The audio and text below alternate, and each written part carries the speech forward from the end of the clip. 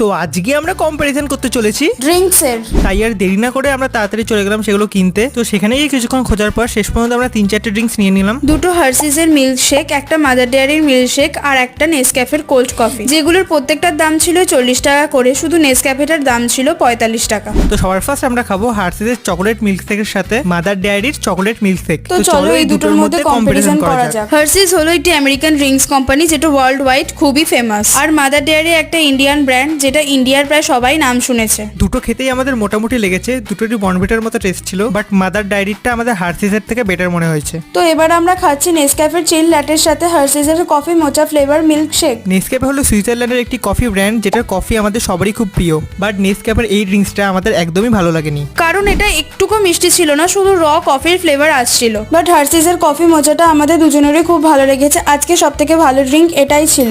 তো এরপর কি ট্রাই করা যায় তোমরা সেটা কমেন্ট করে জানাও।